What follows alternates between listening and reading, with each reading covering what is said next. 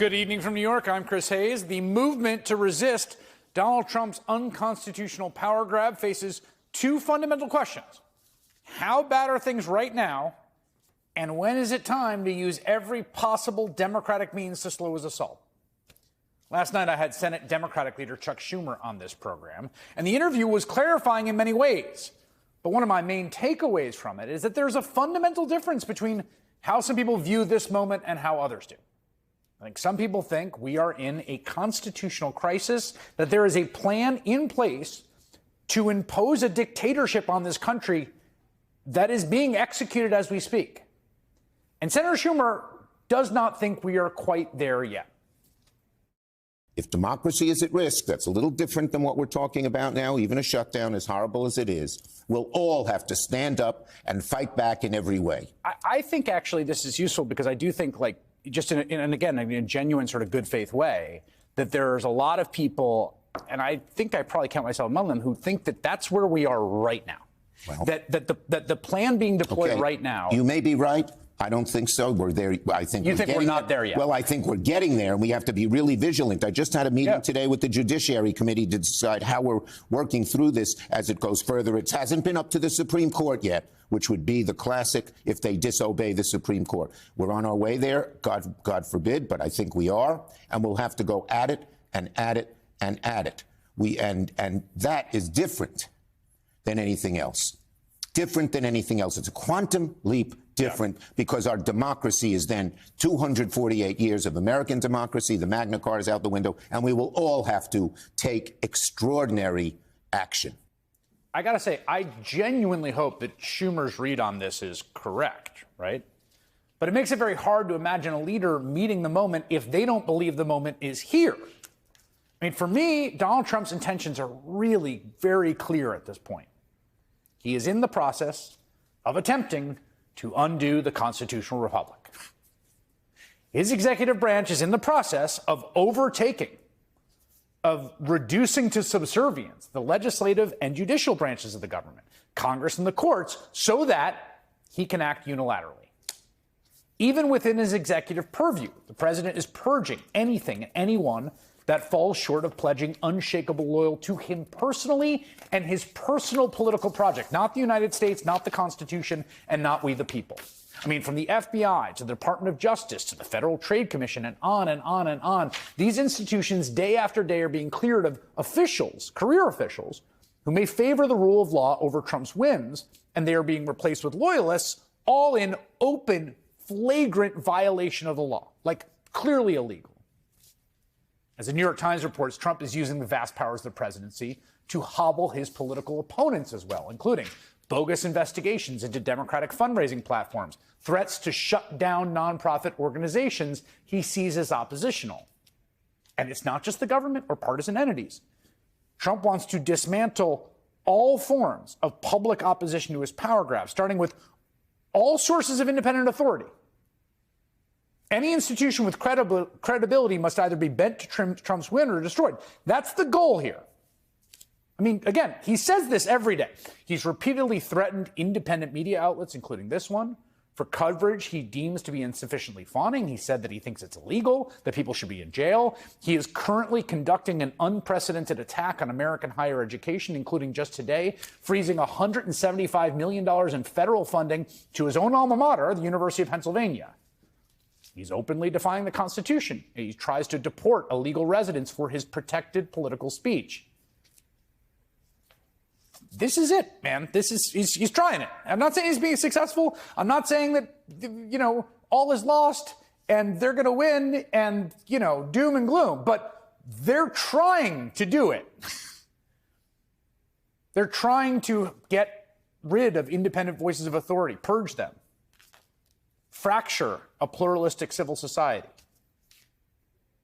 It's clear as day to so many of us, including, I will say, scholars of authoritarian regimes, and especially, and this is pretty important, lots of folks who have lived through these regimes, like people that have been in dictatorships in Latin America or recently in Hungary or in Turkey or in Russia. Listen to them.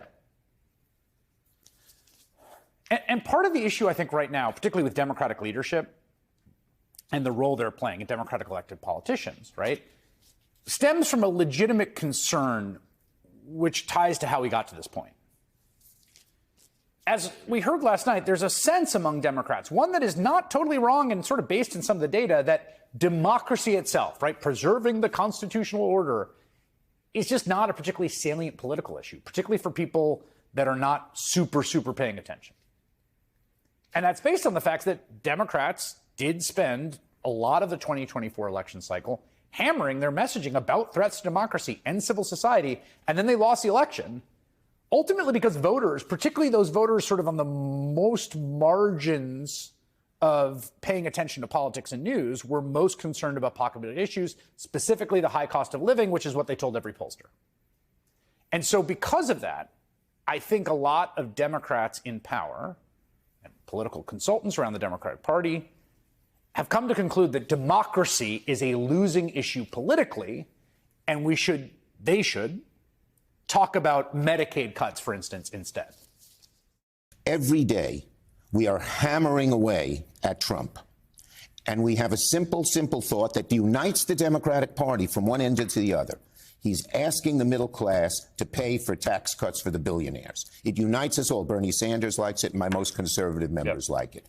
We're hammering away at that. Today it was Medicaid. Tomorrow it's going to be, or in the next few days, it's going to be tariffs. He's raising those tariffs, raising your costs, Mr. and Mrs. American, by $2,000 a year if he raises all these tariffs, so that he can use that money for tax cuts for the billionaires. He's cutting your education funds, and so your kids don't get a great education, and your school taxes will go up for that. Now, don't get me wrong. I think that's good and clear messaging. And we do a lot of coverage of the economic dynamics and destruction of Trump here. I understand the instinct to stick to kitchen table issues. I don't think it's necessarily the wrong lesson to have learned from the election. But again, the terrain has shifted too much since November of 2024. And I do fear Democrats are kind of caught fighting the last war. All of those things you enumerated, which all sound like good politics to me, are the kinds of things that you'd be doing if Mitt Romney were president. That, like, there's this weird asymmetry right now, which is that they are acting in this totally new way, in which they are ambitiously trying to seize all power and create a presidential dictatorship in the United States of America. And the Democratic opposition is acting like, well, if we can get their approval rate down a few points, then what? What happens? Well, what happens is, look, first, we get it way down. He's going to have much less. This worked in 2017. We say now it's a different government. It's different, though. Oh, it is different. But health care, we beat him. Taxes, we beat him. And guess what we did? Guess what we did, Chris? We took back the House and won in the Senate, and then we were allowed to do all those good things. Again, Senator Schumer understands political strategy, and he's right about that history. And he's right that type of resistance did work 8 years ago. And in many ways, that first Trump administration politically was a failure. I mean, it got a huge tax cut to billionaires, surprise, surprise, and corporations. But again, when you are paying as close attention as we are here on this program, here at the network, and I think a lot of you watching at home, it just does seem that now is the time to break glass, right? That it's not the time for politics as usual. I mean, first of all, Trump is already underwater for the first time in his career on the question of the economy, which is interesting and I think welcome news both for Democrats and those opposed to what he's doing. I mean, the state of the stock market amid Trump's trade war is doing a pretty good job messaging pocketbook issues itself, along with the tariffs that are coming April 2nd. But more importantly, I would say you don't have to choose. I strongly believe this. It's all one thing. It's all one thing. The threat to democracy has become so much more tangible than it was when folks went to the ballot 4 months ago, in part because this entire Mad King Act is wreaking havoc in every direction. And with that in mind, a lot of Leader Schumer's Democratic colleagues believe it's time to basically fight back harder, as Senator Chris Murphy of Connecticut has been out there saying. This moment requires us to break norms. This moment requires us to take risks. And I get it. A lot of my colleagues said shutting down the government, being in a government shutdown, that's a risk. That hands power to Donald Trump and Elon Musk. But how on earth are we going to ask the American people to take risks for us, right? When there's a 5-alarm constitutional fire and we need them to be out on the streets, not with hundreds, not with thousands or tens of thousands of people, but with hundreds of thousands of people, if we're not willing to show courage and take risks ourselves. He's right. Hundreds of thousands of people. That's what it's going to take, honestly. I think now is the time to take political risks before it's too late. I mean, to only barely slightly oversimplify, the whole point of America is that you cannot have one guy in charge of everything without checks or balances. It is literally the foundational insight upon which this country was built. No kings, not ever.